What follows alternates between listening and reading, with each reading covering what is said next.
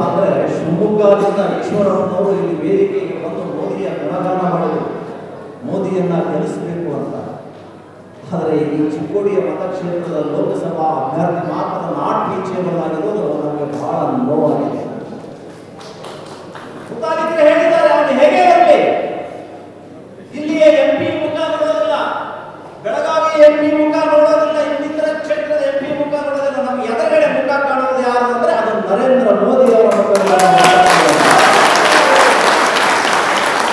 ಆ ಕಾರಣಕ್ಕಾಗಿ ಮುತಾಲಿಕರು ಹೇಳಿದ ಹಾಗೆ ಯಾವುದೇ ಆಸೆ ಅಧಿಕಾರದ ಲಾಲಚ್ಚೆಯಿಂದ ನಾವು ಈ ಅಭಿಯಾನವನ್ನು ಪ್ರಾರಂಭ ಮಾಡಿಲ್ಲ. ಭಾರತವನ್ನು ವಿಶ್ವದಲ್ಲಿ ಮತ್ತೆ ಜಗದ್ಗುರು ರಾಷ್ಟ್ರ ಮಾಡಬೇಕನ್ನುವಂತಹ ಒಂದೇ ಒಂದು ಕಾರಣಕ್ಕೆ ಈ ಅಭಿಯಾನವನ್ನು ನಾವು ಪ್ರಾರಂಭ ಮಾಡಿದ್ದೇವೆ. ಯುವಕರೇ, ಭಾರತದ ಬಹುದಿನದ ಕನಸು ರಾಮ ಮಂದಿರ ನಿರ್ಮಾಣ.